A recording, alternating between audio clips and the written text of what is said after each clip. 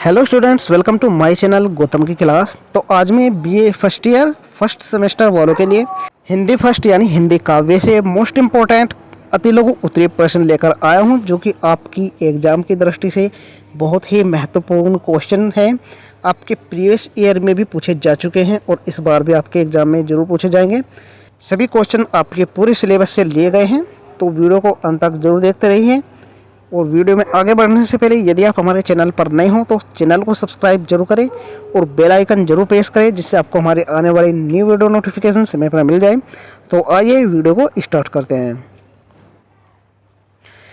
तो यहाँ पर आपका सबसे पहला क्वेश्चन है, हिंदी साहित्य के आदिकाल को किन किन नामों से पुकारा जाता है। बहुत ही इंपॉर्टेंट क्वेश्चन है, आपके एग्जाम में अक्सर पूछा जाता है। यदि आपके एग्जाम में ये क्वेश्चन पूछा जाता है तो आपको इसका उत्तर इस प्रकार से लिखना है।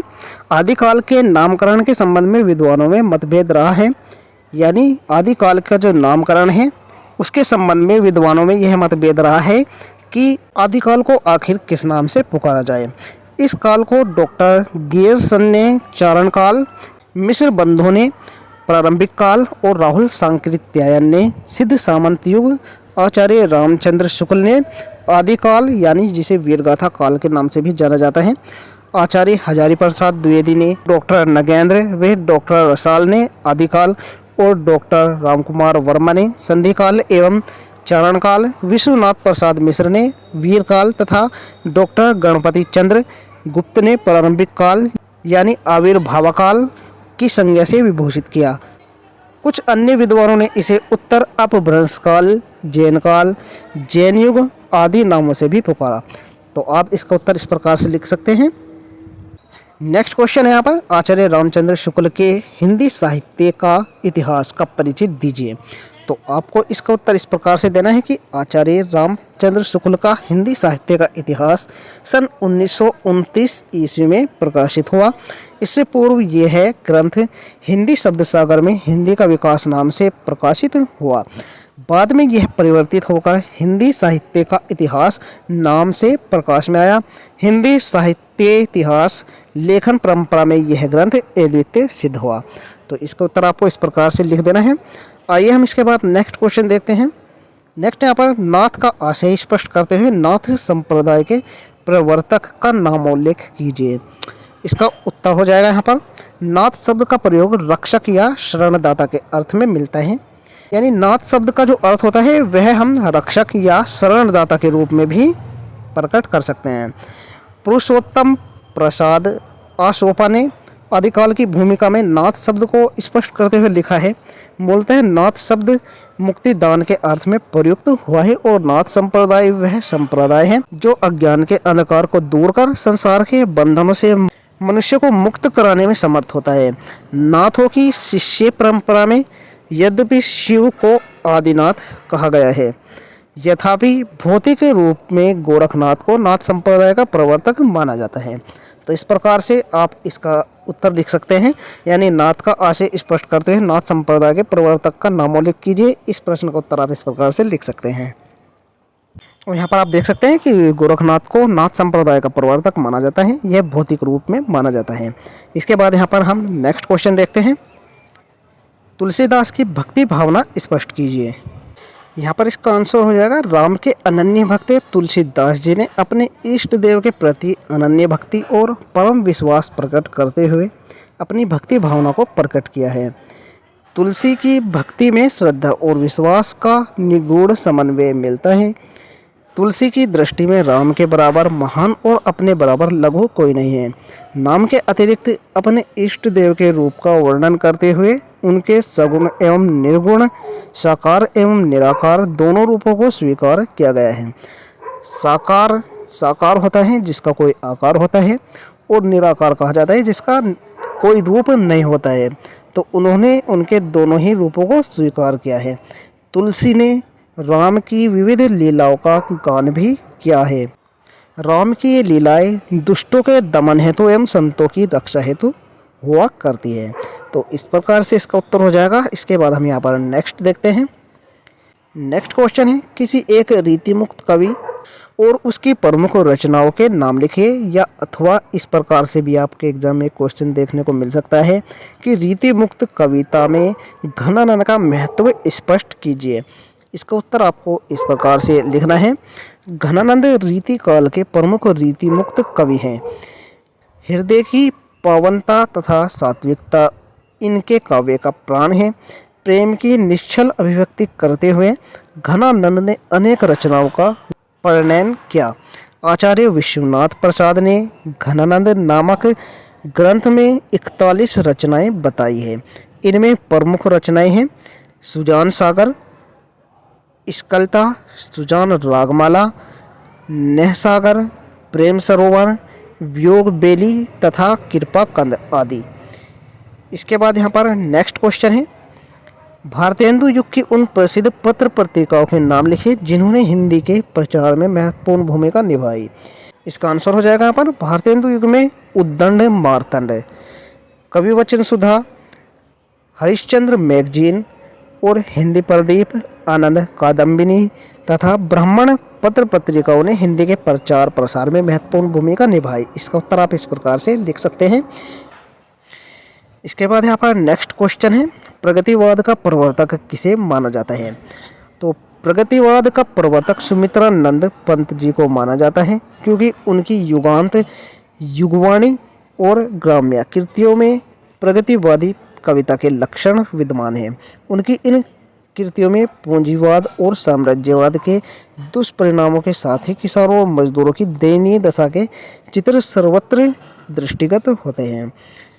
इसके बाद यहाँ पर नेक्स्ट है, नई कविता का परिचय दीजिए। तो आप नई कविता का परिचय इस प्रकार से लिख सकते हैं, नई कविता का विकास प्रयोगवादी कविता से ही हुआ है, इसमें किसी को कोई संदेह नहीं है।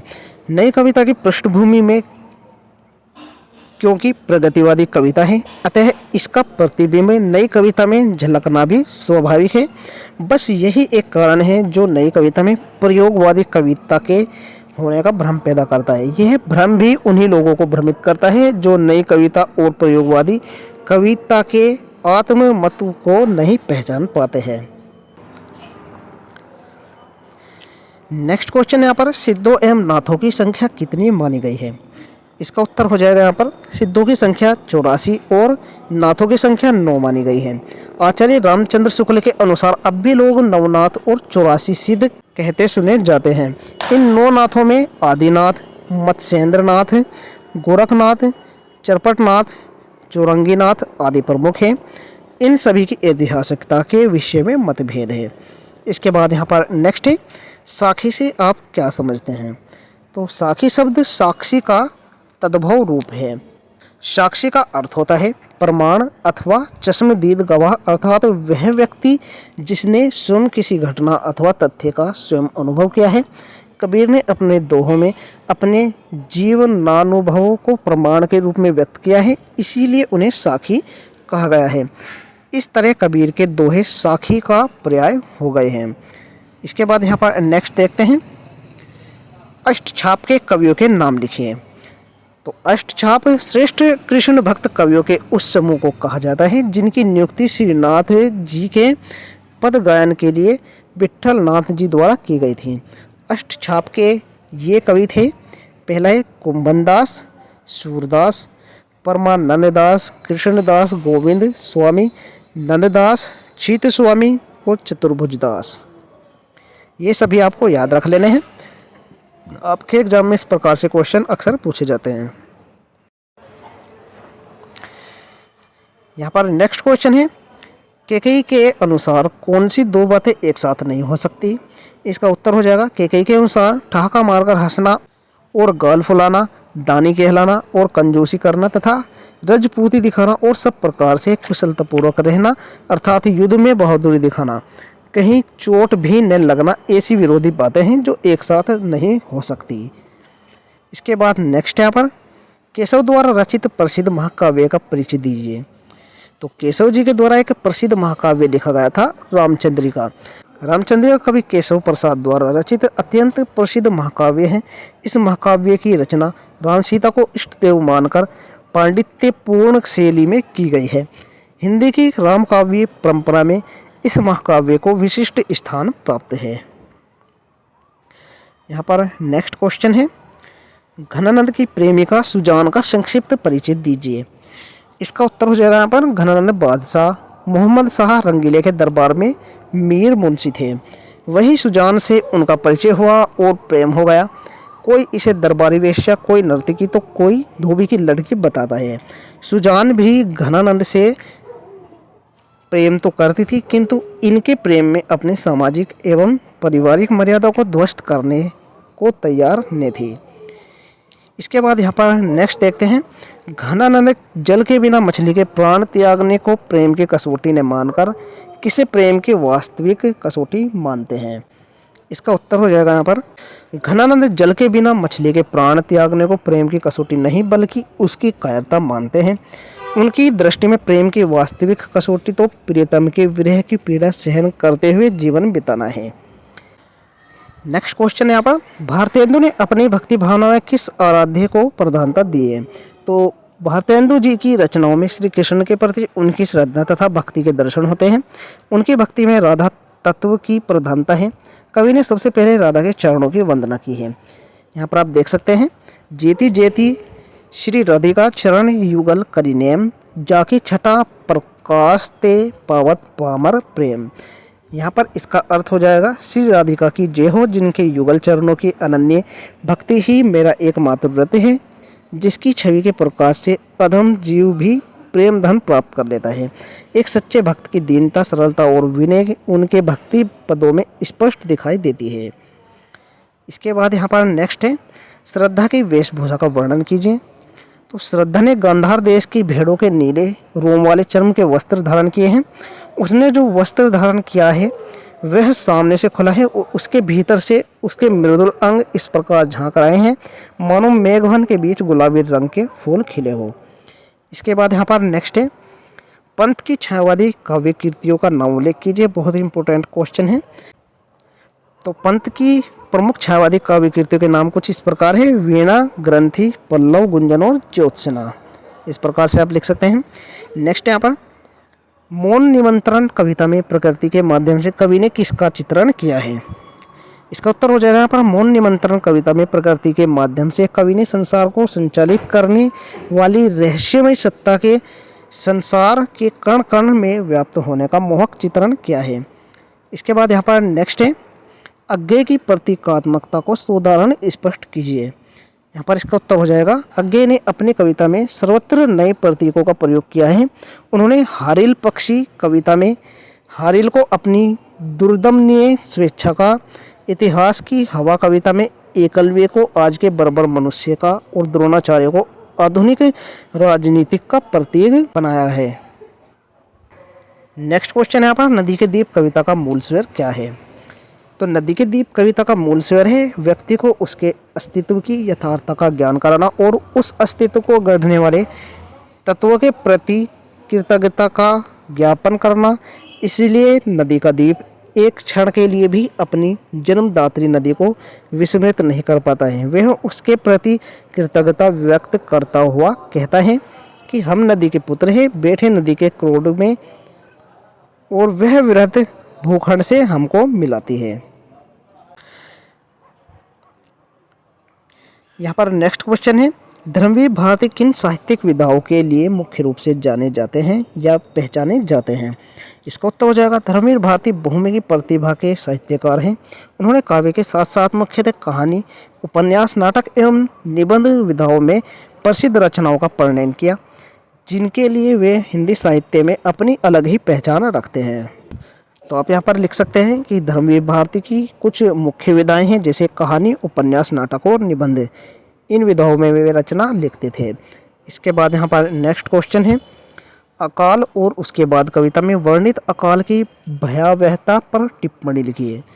तो इसका उत्तर हो जाएगा, अकाल और उसके बाद कविता में वर्णित अकाल की भयावहता का चित्रण करते हुए नागार्जुन लिखते हैं कि इस अकाल में केवल मनुष्य ही प्रभावित नहीं हुए, अपितु कुत्ते, छिपकली और चूहे आदि जीव भी अत्यधिक प्रभावित हुए, क्योंकि अन्न के अभाव में इनके सामने भी जीवन का संकट आ खड़ा हुआ था। यहाँ पर नेक्स्ट क्वेश्चन है, दुष्यंत कुमार के काव्य की विविध विधाओं का नामोल्लेख उदाहरण सहित कीजिए। तो दुष्यंत कुमार के काव्य की विविध विधाओं का नाम इस प्रकार है। पहला यहाँ पर काव्य संग्रह, उनके कुछ काव्य संग्रह जैसे कि सूर्य की बारात, आवाज़ों के घेरे और जलते हुए वन के वसंत। इसके बाद उनके द्वारा काव्यात्मक नाटक लिखे गए हैं जैसे एक कंठ विस्फाई और गजल संग्रह है साय में धूप। तो ये कुछ उनकी रचनाएं हैं। इसके बाद यहाँ पर नेक्स्ट देखते हैं, छायावादी काव्य की विशेषताएं बताइए। तो छायावादी काव्य की कुछ यहाँ पर विशेषताएं दी गई है। पहली, व्यक्तिवाद की प्रधानता। छायावाद में व्यक्तिगत भावनाओं की प्रधानता है। वहाँ कवि अपने सुख दुख एवं हर शोक को ही वाणी प्रदान करते हुए खुद को अभिव्यक्त करता है। यह छायावादी काव्य की विशेषता है। दूसरी विशेषता है सौंदर्यानुभूति। यहाँ सौंदर्य का अभिप्राय काव्य सौंदर्य से नहीं, सूक्ष्म आंतरिक सौंदर्य से है। बाह्य सौंदर्य की अपेक्षा आंतरिक सौंदर्य के उद्घाटन में उसकी दृष्टि अधिक रमती है। सौंदर्योपासक कवियों ने नारी के सौंदर्य को नाना रंगों का आवरण पहनाकर व्यक्त किया है। इसके बाद तीसरी विशेषता है यहाँ पर श्रृंगार भावना। छायावादी काव्य मुख्यतः श्रृंगारी काव्य है, किंतु उसका श्रृंगार अतीतेंद्रिय सूक्ष्म श्रृंगार है। छायावाद का श्रृंगार उपभोग की वस्तु नहीं अपितु कौतूहल और विस्मय का विषय है। उसकी अभिव्यंजना में कल्पना और सूक्ष्मता है। प्रकृति चित्रण भी छायावाद की एक मुख्य विशेषता है। छायावादी काव्य अपने प्रकृति चित्रण के लिए प्रसिद्ध है। इस धारा के कवियों ने प्रकृति के माध्यम से अपने मनोभावों को अत्यंत सजीव अभिव्यक्ति प्रदान की है। प्रकृति छायावादी कवियों की सहचरी है। उसके सौंदर्य के सम्मुख इन कवियों को किशोरी का रूप सौंदर्य भी फीका लगता है। तो ये कुछ इंपॉर्टेंट क्वेश्चंस थे जो कि आपके पूरे सिलेबस से लिए गए हैं। आप एग्ज़ाम में जाने से पहले इन सभी क्वेश्चंस को अच्छे से रिवाइज ज़रूर करके जाएं, क्योंकि आपके एग्ज़ाम के लिए बहुत ही महत्वपूर्ण प्रश्न है। आशा करता हूँ आपको यह वीडियो हेल्पफुल लगी। वीडियो पसंद आई तो लाइक ज़रूर करें, चैनल पर नए हो तो सब्सक्राइब जरूर करें, जिससे आपको हमारे आने वाली न्यू वीडियो नोटिफिकेशन समय पर मिलती रहे। मिलते हैं ऐसी ही न्यू वीडियो के साथ, तब तक के लिए बाय बाय, टेक केयर।